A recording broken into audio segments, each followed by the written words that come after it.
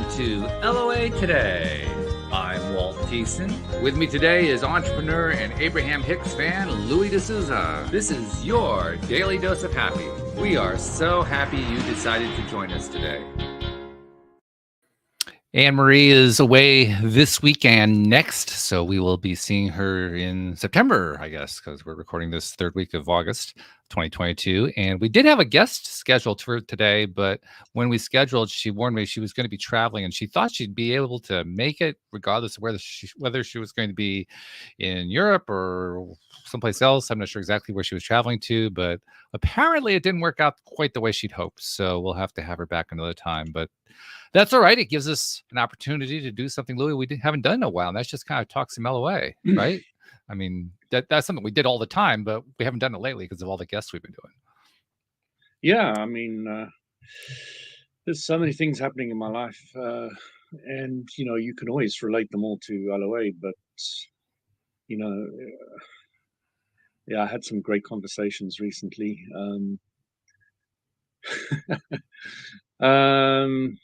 Yeah, You're I don't remembering a even few know of where to them, too. begin. There's just an array of different things going on in my life at the moment. So, but let's start with you. How's your life at the moment? We don't often hear about what's going on in Walt's life. Oh, well, we're in the midst of the gardening season, which is always a crazy time. We're past the craziest time, so I'm less crazy than I was, and that's always a good thing. And as usually happens with the gardening season, I can't wait for the end of it, which is the end of October. So that's pretty much what's going on there. As you know, last week I took the week off to go to the beach. I needed to just get away for a bit, and that was very worthwhile. Sometimes you just need to kind of meditate on the waves, and that's really what I needed to do last week. And yeah, it was great. How long does it take you to get to the sea from your home? We're about an hour and a half to 2 hours, depending on traffic. Oh, wow. Okay. Yeah, we're similar. Again, depending on traffic. right. Yeah, so you're making a concerted effort to get there. But on the other hand, once you get there, oh, it's really worth it. It's really, really worth it. Yeah. It also depends on which sea. If I want to go to Brighton and go to a stone beach, it's 45 minutes on a good day, but otherwise it can go up to an hour and a half just to get to somewhere which, if there was no traffic, would take 25 minutes. Right? Yeah. That's what a resort does. Everybody all converges on the same spot, and all of a sudden nothing moves anymore, which is actually what's supposed to happen when you're on vacation or on holiday. Everything's supposed to stop moving, but usually not desirably in the midst of traffic. Normally it's after you get there. That's when you want everything to stop moving. But yeah. But it's also when you get there, when you're on the beach, that's one of my favorite times to just kind of meditate without meditating, if you know what I mean. Just clearing the mind and observing the sea, watching the people on the beach, people walking by. There's no stresses. There's nothing that you have to pay attention to. There's nothing that is required. You can just be. And it's a wonderful feeling. It's one of the best feelings you can have, to just be. But you can do that anytime. Well, you can do it right now. Well, yeah, I do it. I do it daily when I do the show. But there's something special about being at the beach, I think. I don't know. It used to be not something special for me just because I don't do well in the sun. But since we got a canopy to take with us, now all of a sudden the beach is a good thing for me. Yeah, I know. It's all those hot girls. Yeah. Yeah, they'll really burn you, I'll tell you. But yeah, those have been the two things I've been doing. That plus I have a project I've been working on that I've mentioned it a couple of times in the last few months. It actually started last May when I had a guest on the program for a special segment that I've been doing called The Crypto Skeptic, where we get people on talking about cryptocurrencies. And she was my first guest. And during that episode, she explained to me what she does. She basically, she's not really a crypto advocate. She's just, she's a day trader who sometimes trades in crypto. So that's where the tie-in was. And I ended up talking with her for a while, and she ended up kind of convinced me to, on a trial basis, try her coaching program where she teaches people currency trading, foreign exchange trading. And So I did it for a couple of weeks and tried it with her, and came to the conclusion that while it certainly seems to work for her, from my perspective, it was more like reading tea leaves, and I wasn't really impressed with the program. Gambling. And yeah, it was, well, gambling would be kind, actually. Gambling, Oh, actually, I right. mean, Okay. because I've played poker, right? And if I Yeah. gamble Yeah. in poker, I make it's more like an investment than a gamble a lot of the time, because like any professional will tell you, when you got a good hand, you go all in. I mean, this is not a difficult play. So yeah, that's pretty much what that's like. But this You is can more like see the tea tea leaves leaves. of poker. You Yeah. you can see the tea leaves, yeah. Well, in this case, the tea leaves are little lines that point up and down and left and right and have colors and so forth. And they don't tell you what the colors mean, and they don't tell you what the lines mean, because that's all proprietary information. So yeah, it was pretty weird. It was very weird. But it did get me onto a path of investigating something that I had given up on many, many years ago, because I considered getting involved in, stock investments, bonds, and currencies, and all that kind of thing. But I knew I would be up against computers, and I can't compete with computers. So I said, well, I'm not going to do that. I mean, I'm a human being. I'm just not that good at it. I didn't know about law of attraction at that point. Even now that I know about it, I'm still not sure I would trust my own ability to interpret my inner being to understand which way a particular stock is likely to go in the next 5 days.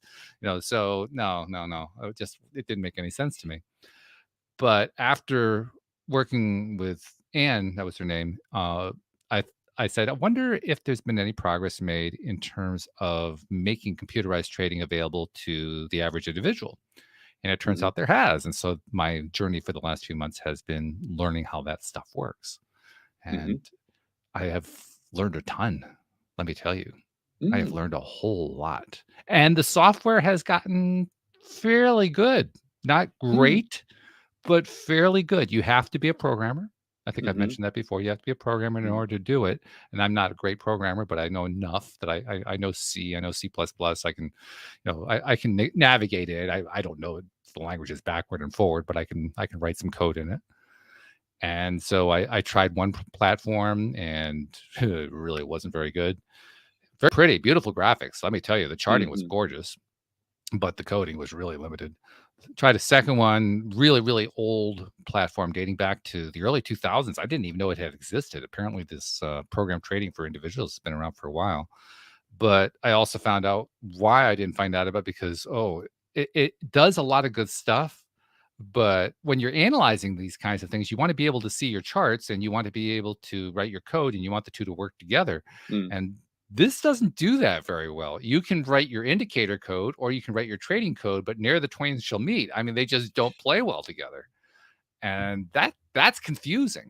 It's confusing on a number of different levels, not the least of which is, and we're kind of getting into the arcana here of how all this stuff works, but you make one little shift in what you want your code to do. I mean, a tiny, tiny shift, and you'll get completely different results. Like, massively different results. So everything has to be precise. And if you have two different programs that are feeding two different things, if you have one little tiny bit of code different, what you're seeing on your chart isn't going to match what's in your trading program. So, okay, that doesn't work. We're not going to go there. So I'm on my third software platform, and this one marries the two pretty well. It's a little bit young. It's got a few weaknesses, but so far, I have to say I'm fairly impressed in that I've only been working with it for a few days now, and already I've got my first test script up and running. So that's pretty good. It's doing the charting, it's running it's doing the trading. It's not doing particularly well yet, because there's a lot of work to be done. But yeah, I could see how the whole thing works. So that's one of the things I've learned. The other thing that I've learned is that this whole thing about writing code to anticipate what a stock or a currency or a bond or an option or whatever is going to do is trickier than it appears on the surface, simply because market patterns that seem to appear do appear, but they aren't always consistent, and they can change. And you can write a script that'll work great for 6 months, and all of a sudden fail and lose all your money. So it's like, it's challenging. It's challenging. And one of the big things I like about this particular program I'm looking at right now is that it gives you the ability to test your code against a currency or a stock or whatever over years, over like a 20-year period. So you can run it against almost any kind of trading scenario that occurred. It still doesn't guarantee you're going to always do well with it once you get it working well, but it gives you a lot better chance that way. So I'm having fun with that. I'm enjoying doing that that's thing. good. I mean, that's the important thing, is they're having fun. So I'm not spending any money on it yet. I won't spend any money until I know that I've got something. I'm an investor, not a gambler. Even when I gamble, I'm an investor. I don't gamble. There's risk and there's calculated risk, isn't there? Exactly. Yes, and I prefer the calculated kind. The uncalculated kind scares the daylights out of me. Yeah, it's a lot of fun. So that's what's going on with me. You know what they say, only the bold, courageous, and adventuresome get to God. I suppose that's true. And I was not bold and courageous for many years. I wasn't. I was timid and shy and broke. Yeah. Interesting, isn't it? Yeah, they go together. Interesting. Yeah. Well, they're the same mindset, really. Yeah, we've been driving the new car around recently, and oh yeah, you got the hybrid. It's such an easy, smooth car. You know, you don't feel like you want to speed at all. But then you put it in sports mode, and the thing really has got some bite in it. Oh, does it? Okay. It's really got some bite. So, overall, I'm massively impressed with it. It's the Kia Niro hybrid, the Niro plug-in hybrid. And you know, every time I go and pick up my wife or anything like that, it hardly uses any of the battery. So all the local trips are all free because it's on the battery, and of course the battery's charged with the solar panel. So that's all very, very useful. To feel for the first time in my life that I'm not paying to travel. You know, I mean, there might be a little bit of wear and tear in the car, but that would come in any case. You know, so well, it's the cost of the car too, but still, yeah. The nice thing about a hybrid is that it has a lot fewer moving parts in some ways. Not as few as an electric car, but it has fewer. I don't know, because it's got both an electric engine and a hybrid engine. I think it's got more moving parts. Well, okay, it has more moving parts when you're running on fuel. It has fewer moving parts when you're moving on solar. Let's put it that way. Yeah. And it was interesting. It's a lot more expensive to pay for a service for a petrol vehicle or a diesel vehicle than it is for a pure electric vehicle. Yeah. Because you got both, you're actually paying a lot more for your services. Yeah. Than normal. So you're actually, it's trickier in that respect. But again, you know, we had it built into the first 3 years of the purchase, etc. So that's good. So we don't really have to worry about it. And you got a 7-year warranty on the car, which is brilliant. Don't know any other cars that have got that, but it's just such a smooth ride. And you know, happy as a pig in Palestine that I don't have the Jag anymore. You know, I'm really happy to have moved forward into something more electrical, even though it's not full electrical. Although the next one I think would definitely be full electrical. I think I understand enough about it already that I can make that jump quite quickly. So within 3 years, I'll probably go full electrical. Okay. But yeah, it's all really quite exciting from the point of view is that sense of freedom to really travel. You know, jump in the car all the time and go riding around the place because it's free. And literally because, you know, the electricity, you know, we use it on hot days and we charge up the car, and you've got 40 miles radius, so you can go, you know, just potter around and 20 there and 20 back. So it's not a massive radius, but you know, if you run out, you just use you automatically kick in the petrol, so it's not really a bigger problem. But yeah, it's all exciting. What else? So yeah, I was at a Rotary meeting and they're having a discussion, and I was telling them I don't really have many rules for my kids, and they were like, couldn't believe me, you know. I've got a teenager, but she's delightful, you know. Couldn't believe me. It's like, I was like, okay. And then they said, well, you know, do you have a bedtime scenario? And I said, no, you know, go to bed whenever they want. Even my 6-year-old, I've never had a sleep time. Yeah, my wife might encourage them to go to sleep, etc., but I just leave them to be. And so, what happens if they get up late and tired? I said, well, they must explain to the teacher why they're tired. I'm not going to do that. I'm not going to get involved with that. But they learn that, oh, if I'm tired, I must go to sleep. And this is a natural thing that everybody has to learn a long time, and you can learn it at a very, very young age. You don't have Sure. to be forced to do this, that, or the other. And yeah, then you get a lot of cross questioning about how this whole thing works. What happens if the boyfriends come? I said, well, she can have a boyfriend. Well, where's the problem? When's they have a kid? When they have a kid. Where's the problem? Why do you want to make problems? I make solutions, Well, people are so used to looking for bad You're things going to to bring the happen. shotgun out with the boyfriends coming Yeah, along. yeah, yeah. No, I'm going to invite them around, have a chat with them. I want to get to know them. I said, my daughter tells me everything that's going on at her school and her relationship with different people and the dynamics that are going on in her class. We chat all the time about those things, and I'm fully aware of what's going on. It makes me realize there's actually a connection between the first thing you talked about and the second. You first talked about how there's no bedtime. You don't specify a bedtime, and Mm-hmm. and it occurs to me that the main reason most parents who set a firm bedtime do it is because they need it for their schedule. Exactly. Not the kids' schedule. So Yeah. so they're doing it because it meets their need, which is understandable, but No, it's it's not not. understandable from this point of view. Well, they don't bother me when they don't go to sleep late. I don't let them. They're not going to come and bother me because they're staying up. Doesn't work that way. I don't tolerate that. When I'm on my time is my time. I'm on the podcast. Nobody comes around. It's just the way it is. Yeah. And there's certain understandings of my time, your time, and I respect yours. You respect mine. Let's carry on. I don't mind if she learns that at 6 years old or 5 years old or 4 years old. The sooner they learn it, the better. Less.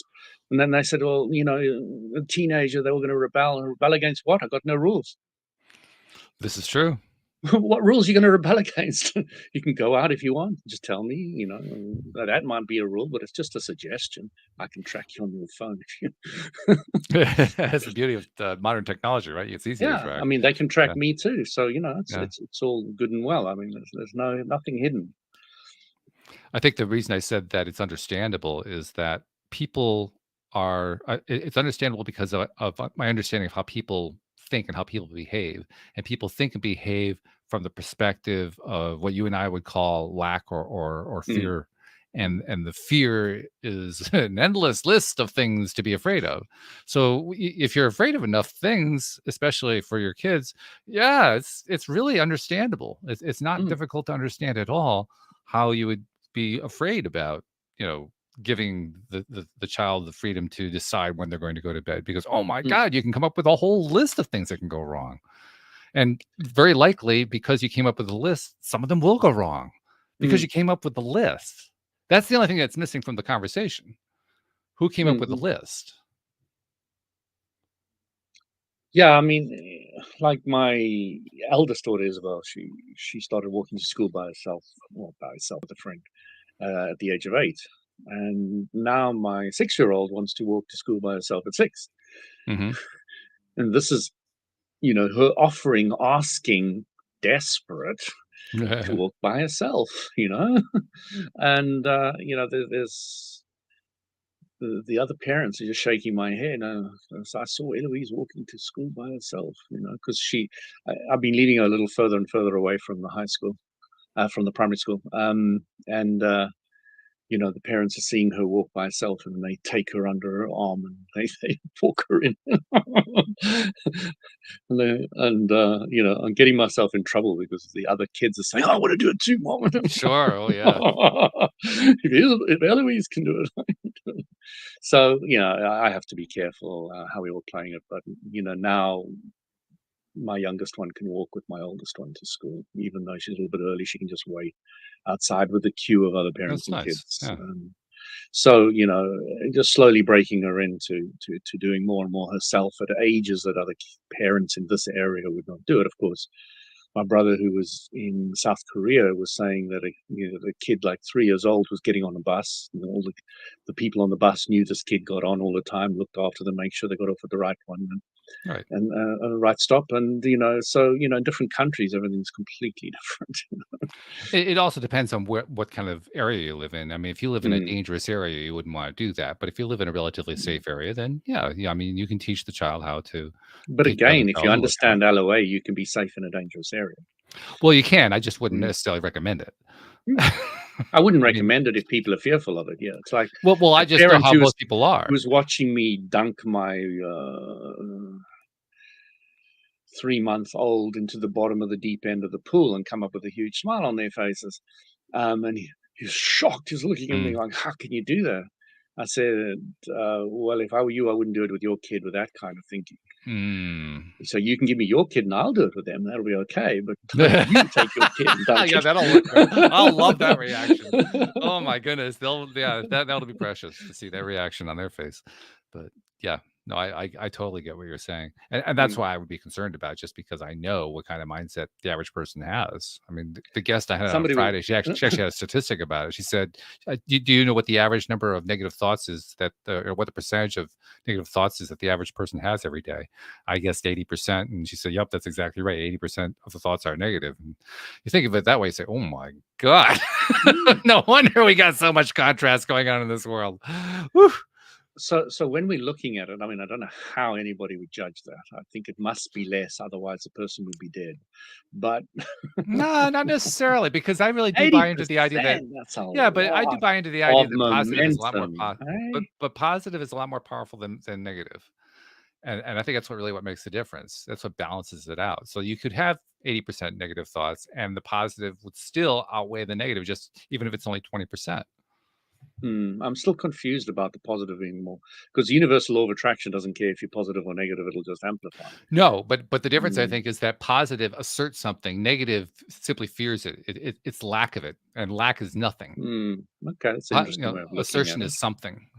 So Let me see you're what I actually working with an actual matter when you're asserting something. When you're working mm, with negation, you're working with lack of something, so absence of something. mm. And nature abhors a vacuum, so things fill in, but it's not really the same thing. So what else happened? Oh yeah, then I said I've applied for a nudist gym Oh, really? Okay. in the They actually local have area. nudist gyms? Yeah, they Wow. actually have one here, and it's Oh a my kind of goodness. like a family kind of orientated thing. And Interesting. in the application form, they I say, have to say the UK is a lot more open-minded than I thought they were. That's pretty impressive. well, there's few people who go there. Believe me, they're small and few and far between. It just Oh, happens to be okay. down the road from me. It's just pure luck, I suppose. To find another one of those kind of places is not going to be easy, and Mm. they scrutinize you quite heavily. So, and so she said, "Oh, you're a nudist?" I said, "Yeah, I'm a nudist." And nobody seemed particularly shocked. So um, I said, I say what I normally say about nudism is one of the things I learned over the time of becoming a nudist was, why the hell are people wearing clothes? What have they got to hide? And I brought that up as well, and they were like, "Oh, yeah, yeah. Well, I've got a lot to hide." That's exactly. What have you got to hide? um, but nudism is another journey. It's like enlightenment. It is a form of enlightenment. It was enlightening for me to go from the confidence of not being confident and happy with being nude to being happy with nude. But then you eventually get to a stage you don't care you're nude or not nude. It makes no difference in your life. There's no great desire to be nude, and there's no great desire to have clothes on. Mhm. It's just is what it is, and there's nothing more to it. But again, um, we'll see. I mean, they haven't come back to me for a while. I don't know. I think somebody called me from a blocked number, and I don't answer those calls. So maybe they tried. But again, if I don't get in, I don't really care. It's neither here nor there. But they did ask you weird things. They asked you things like, how could you help out in the place? So I said I do woodwork and I'm very good with computers and things like that. So it's, oh, okay, we'll see what they say about all that. Mhm. But it's just really interesting. They were, who do you know? Do you know anybody who's already a member? How long have you been in nudism? What drew you to nudism? They ask you loads of questions. So I They're trying to answered them find all. out. They're trying to get inside your head and find out what Yeah, you're yeah, about. they're trying to see if you're a pervert or whatever they Yeah, want, yeah. whatever they're worried about. What are they Again, filtering? from a law of attraction point of view, that's their problem. Right. But they obviously feel an obligation to protect their members, which is fair enough. I totally understand it. It makes sense to me. So yeah, but it was just interesting to watch. And then the lady said to me, I said to her, I really my great desire about life and all the rest of it is to understand why we're here. She said, well, what have you come up with? I said, I'm glad you asked. How long have you got? That was the end of the conversation.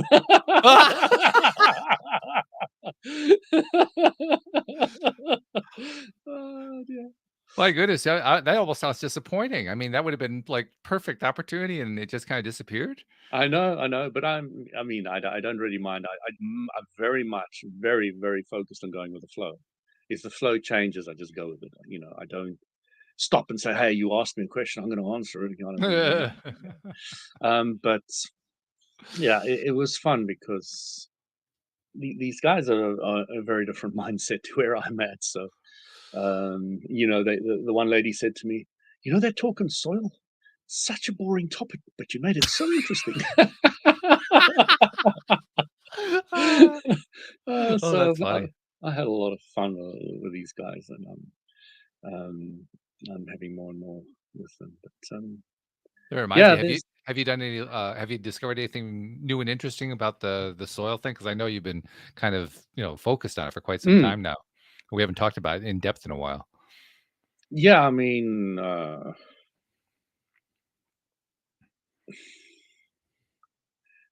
I've just been really interested on a lot of people's different takes on what is going on there, how to solve the problem. There's so many different people with so many different ideas. Mm. And I'm picking up a little bit here, a little bit there, a little bit here, a little bit here, and then as I always do, I create a core philosophy about soil.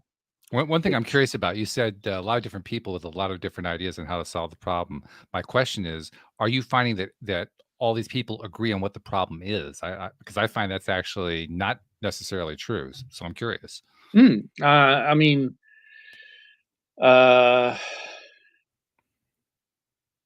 I understand the law of attraction, and my focus is very, very much soil, and it's very difficult to deny that soil is being degraded. It's the facts are black and white. It's very easy to see. They've measured soil organic content for years, and you can see that the degradation is there. It's as clear as night and day. So Hmm. people are seeing it in so many different ways. From the quality of your food is going to affect the quality of your body because you are accumulation of food, So which is people, accumulation of soil. in answer to my question, people are all agreeing this is the problem. What you're outlining here. They agreeing with that because of the law of attraction, because that's what my focus is. Oh, okay. So the ones You that you're meeting are understand? doing So this. if you Yeah, go and got it. ask them, you'll find the opposite. Okay. I'll get different ones. Got it. You see what I'm getting at? Yes. So essentially you're tying, this is good actually. You're tying your focus and your interest into the kind of people that you track within the topic. That's very cool. That's the way it works with the law of attraction. So it's naturally what I would But you're expect. doing it consciously is what I'm saying. Absolutely, very Yeah. consciously. Yeah. Yes.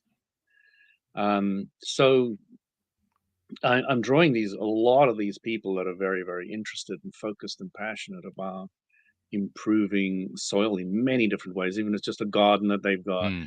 they're coming to me for advice. What do I do in my garden? How do I improve things? And the big issue I have is civic versus environmental.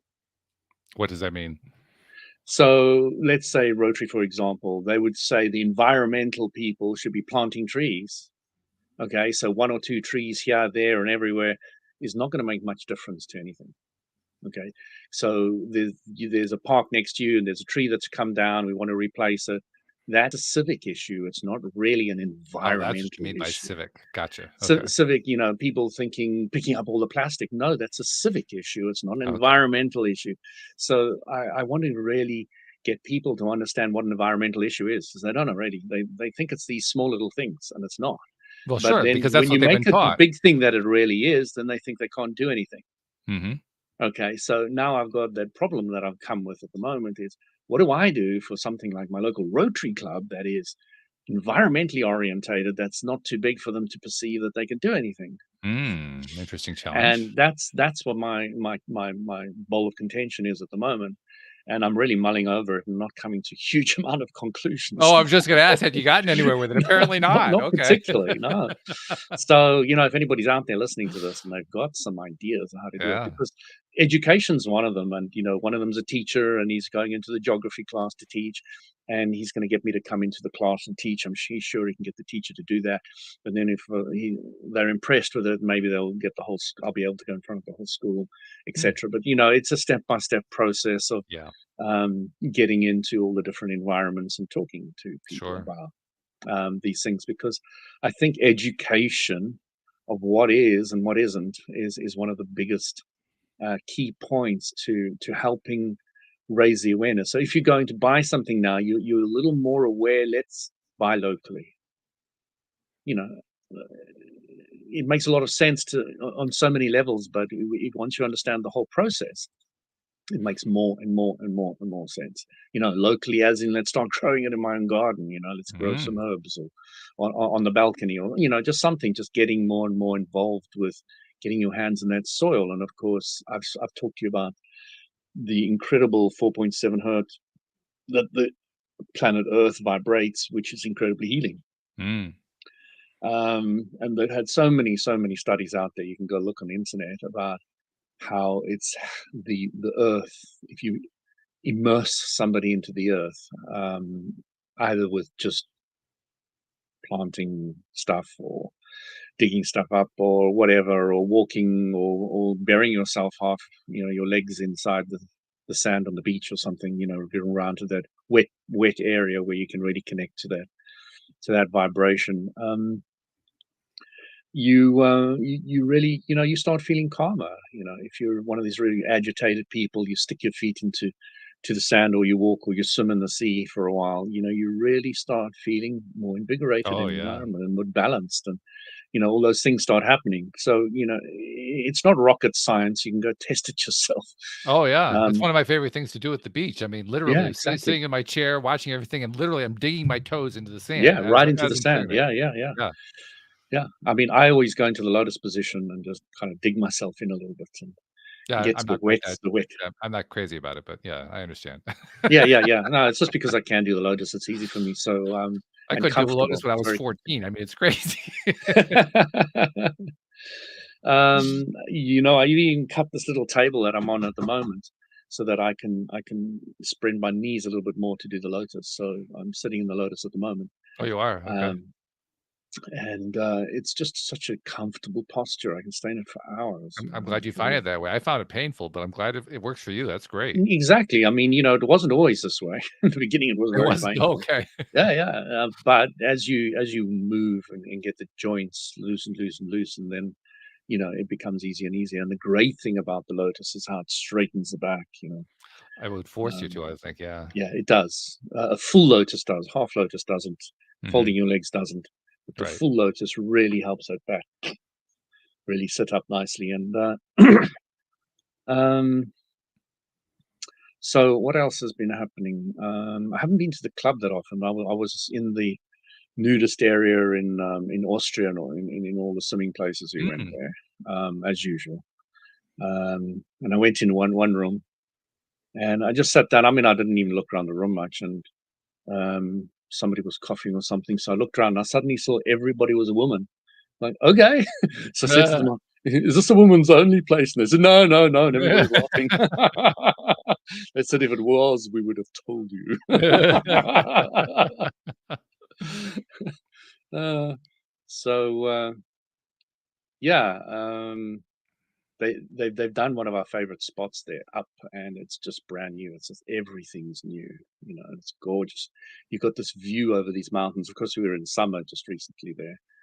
Um, and it wasn't snow, but usually when we go in winter, you got this beautiful view of the snow-capped Mm. mountains all over there, and it's literally on a little mountainside, so you get this full view of this whole Oh, valley my. and the mountains on the other side, and snow and Classic. all the rest of it. So yeah, you're sitting there at different temperatures. You've got different rooms. You can go have a chocolate milkshake if you want, or beer or anything.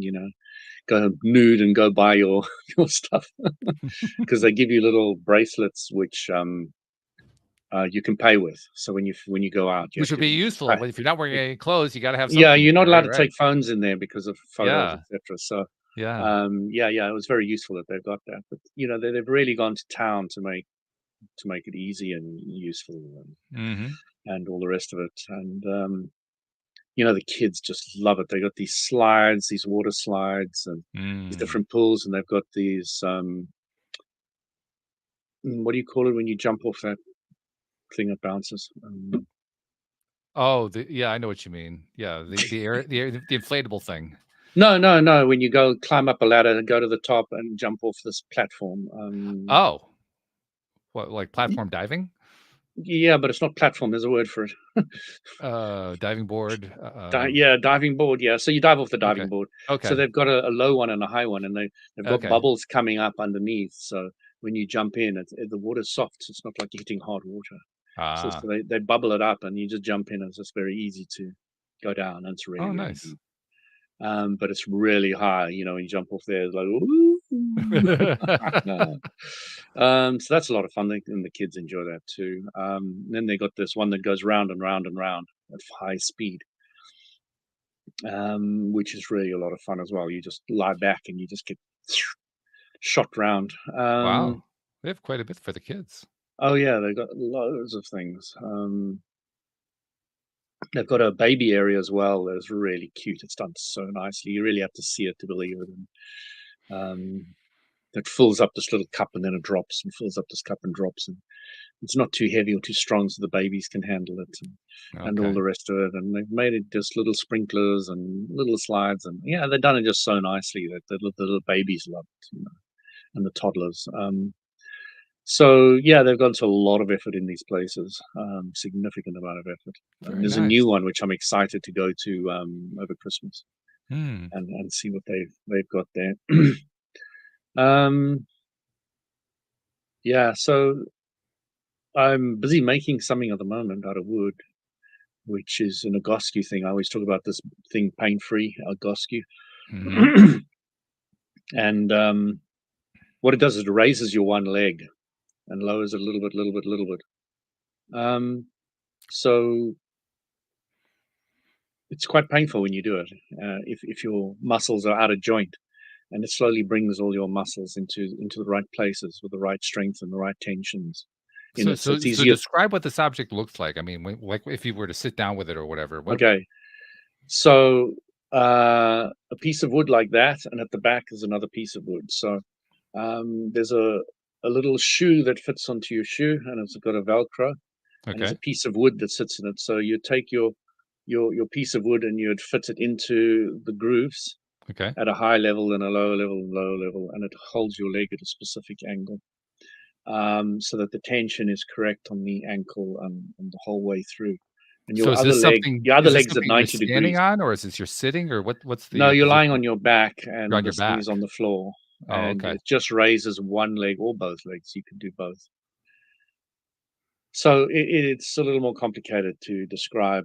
I Are can the wing legs you a picture of it. hyperextended, or are the knees bent, or what? So it depends if you're using both legs out, then everything's straight. Okay. But otherwise, usually it's done with a 90 degree with the one leg.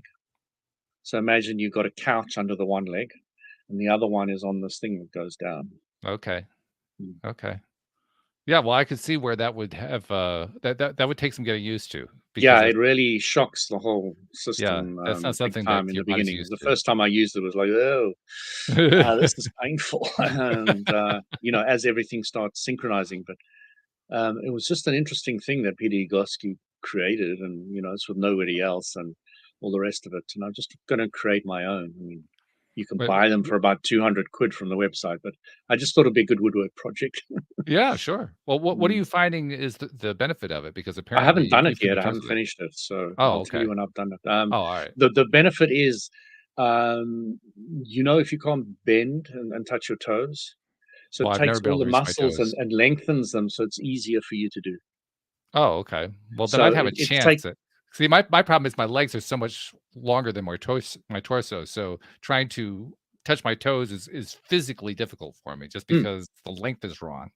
I mean, I remember being in phys ed class and seeing all the other kids who could do it. I couldn't reach within a foot of my feet because my body just wasn't built that way. well, there's another way of doing the test. Get your head on your knees.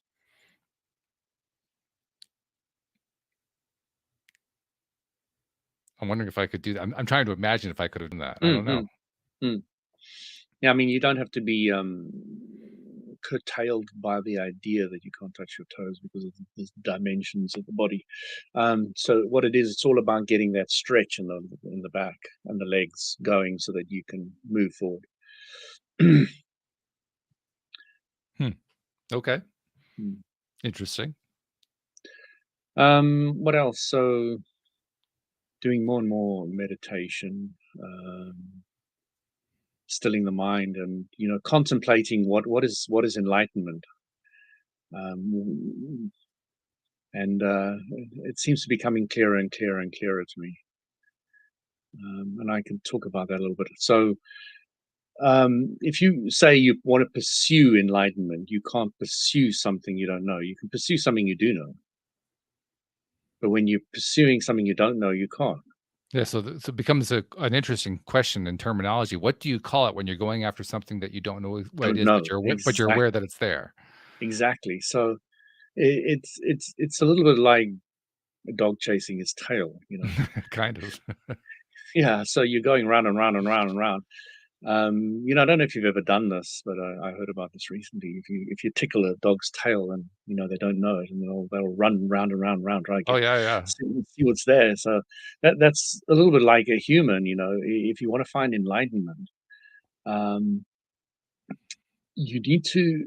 You need to. I found understanding the law of attraction to be very beneficial. So Abraham Hicks has said on numerous occasions, get ready to be ready to be ready to be ready to be ready to be ready. So looking at it from a different dimension, you're focused on stilling the mind. You're just focused on that, and you're just going forward and going forward and going forward and going forward and going forward. You're not thinking about anything else. You're not doing anything else. You're not going anywhere else. You're not being anywhere else. And if you're just walking straight and you just continue doing whatever you want to do, and you continue and you continue and you continue, eventually you're going to move forward, aren't you? Mm, You're going to move. You're going to get there.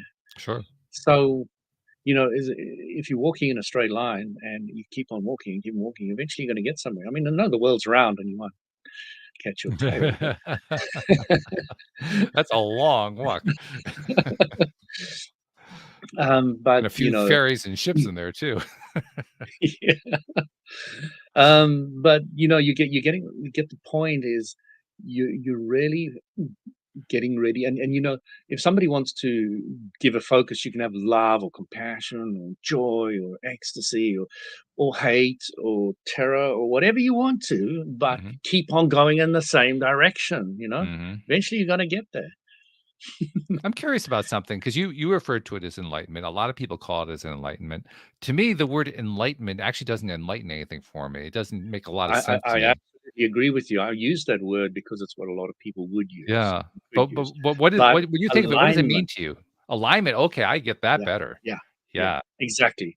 So what it is becoming more aligned to your vortex or what Mm, you want and where you want to go.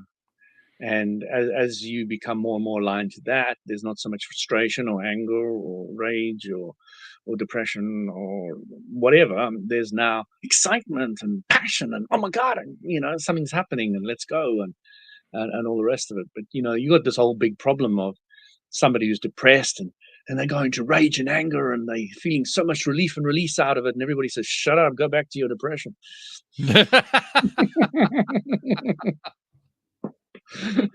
I laugh, it's not funny, but It's yeah, not I funny, laugh no, at but it. it is laughable. Yeah, But it's because it's exactly what happens. yeah, It's exactly what happens. that's true. And we need to understand the emotional guidance scale to understand that this is healthy for them and Mhm. encourage them to actually do it.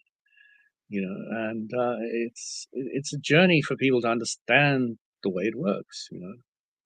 it is a bit of a lesson to recognize that any emotion, no matter what the emotion is better off expressed. Not dangerously.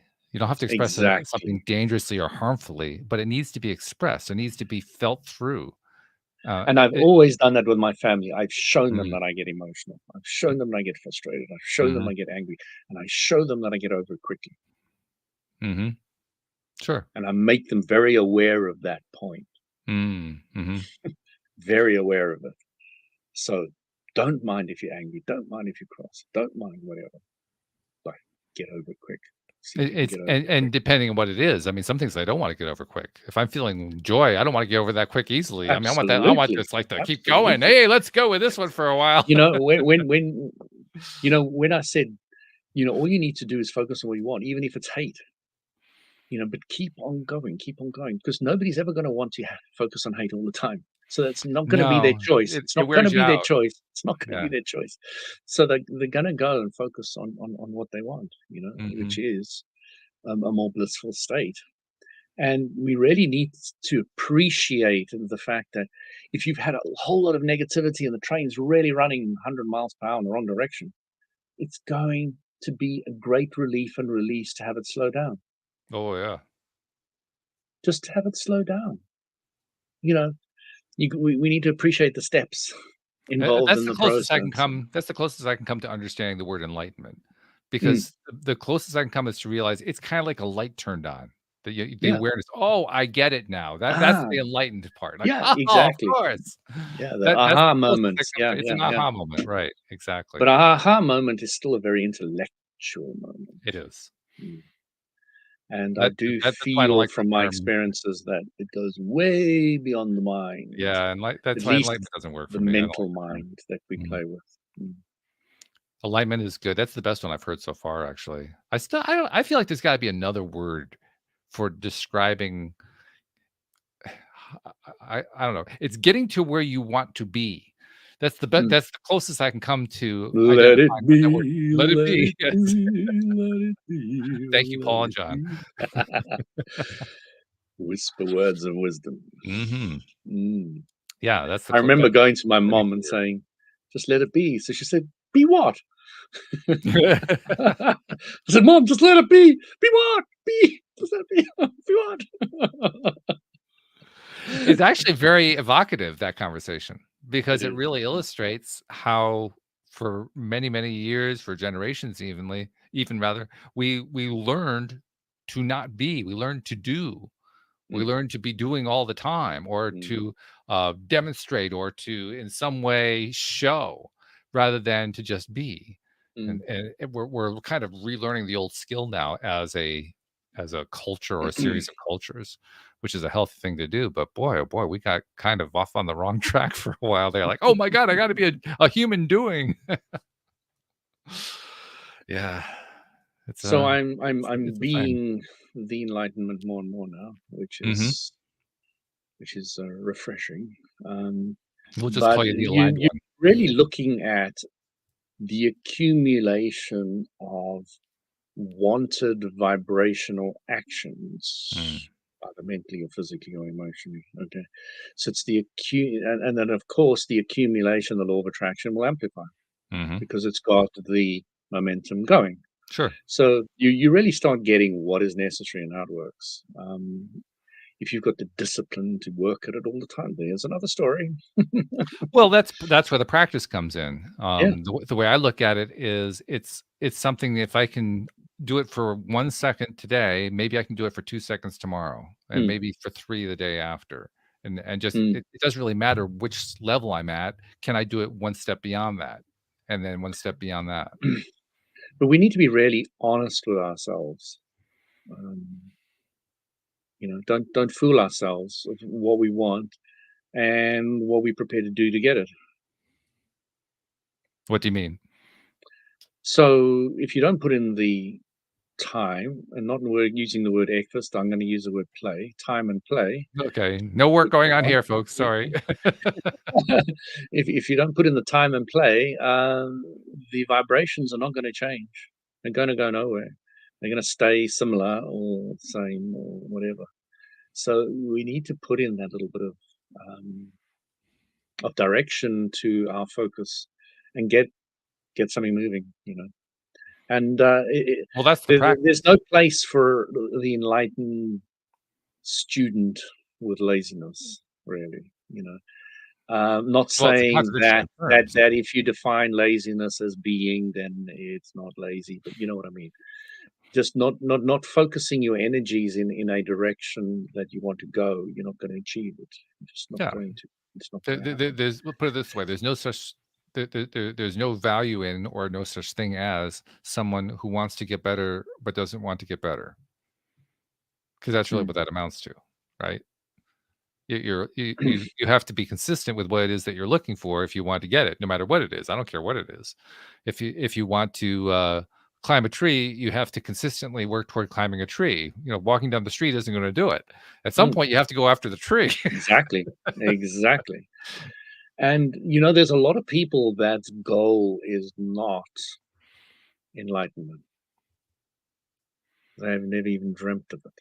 It's not in Sure. their vocabulary, never mind anything else. Well, for good reason. It's a lousy word, but that's another thing.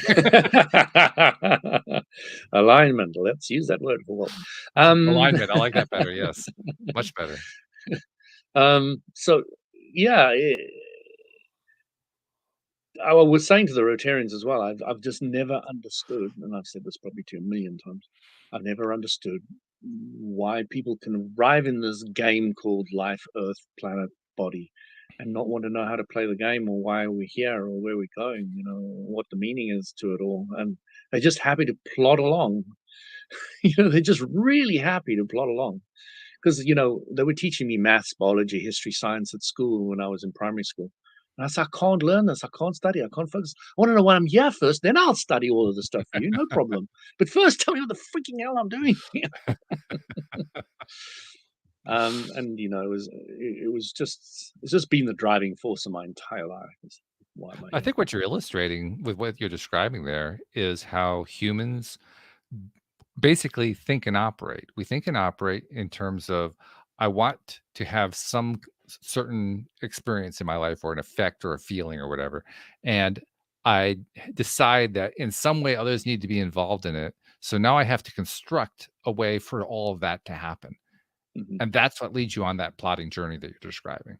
Because ultimately, you're basically trying to find a way to get other people to do what you want to do in order to satisfy yourself. Mm, And because that's considered to be too selfish, then you spin it to make it sound like you're actually doing it for their benefit. And then mm. it starts really going off the tracks, because at that point, nobody knows what they're talking about. Ah, you better behave that way so that I can feel better. Mhm. Mm. Yeah.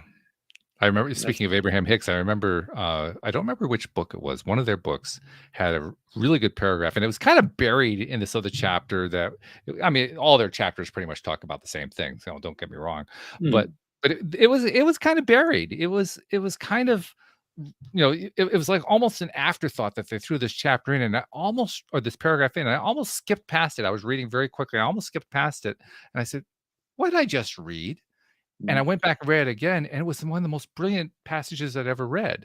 I don't remember the exact phrasing, but the gist of it was that anytime that you're uh, that someone is complaining about you not behaving in a certain way, it's really about them, mm, and vice versa. mm. Anytime You're that you're complaining about complaining somebody about else. them, Yeah. you're really just complaining about yourself, Yeah.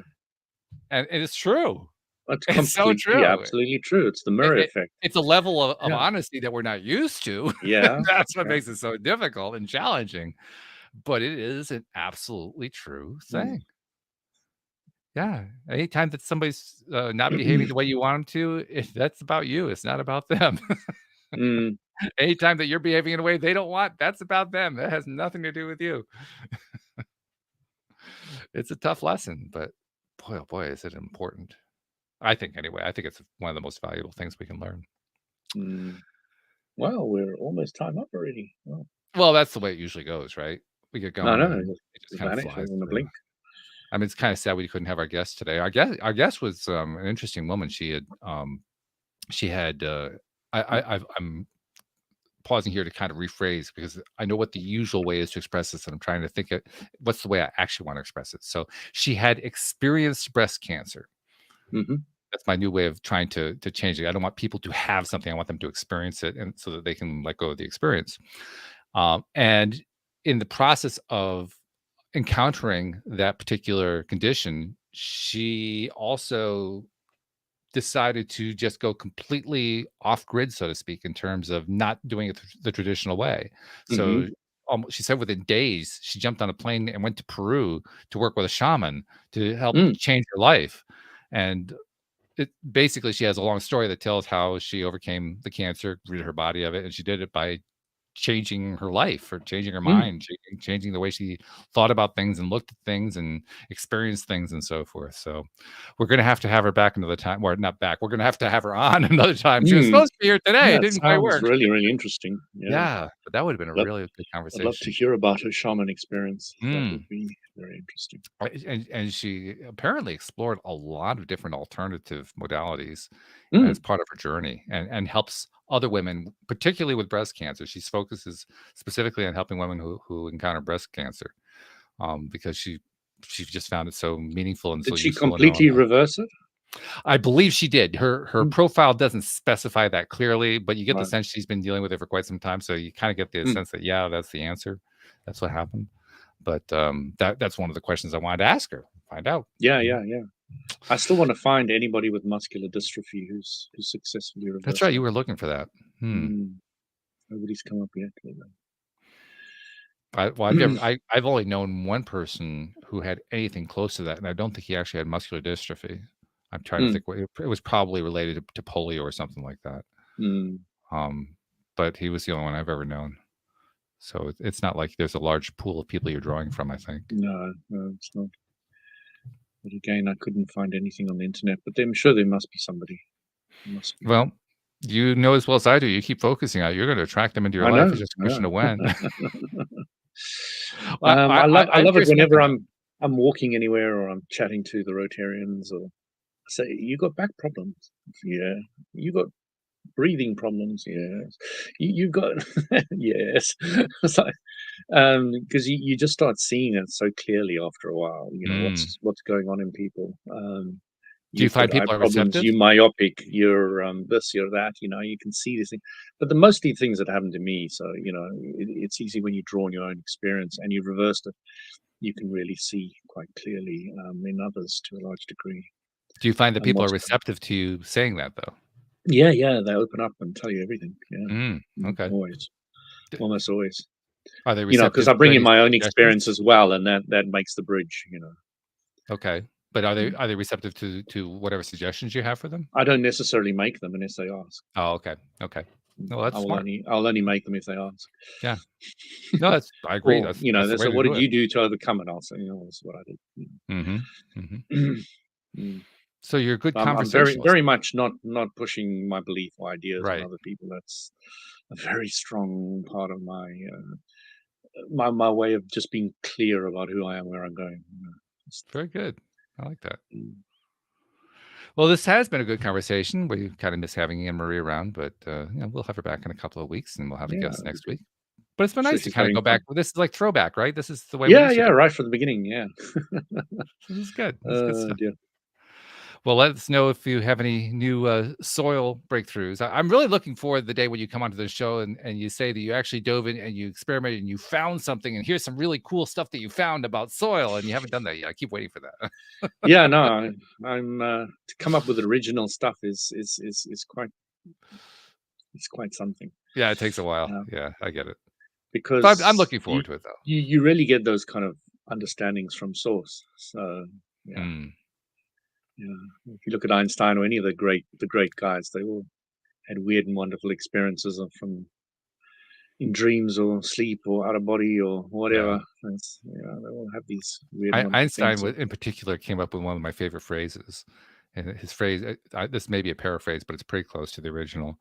You have to decide whether you think that we live in a friendly universe or an unfriendly universe, and I love that. I think that really is beautiful. It's one of the best things he came up with some great stuff, but philosophically. Well, it's the same as saying, do you want to focus on what you want, or do you want to focus on what you don't want? Yeah. So, but he said it long in a before very Abraham different Hicks way. came around. Yeah. So cool stuff. All right. Well, thank you very much. This has been great. Everybody. Thank you to our podcast listeners everywhere. We will see you all next time here on LOA Today. Goodbye, everybody. Thank you, everyone.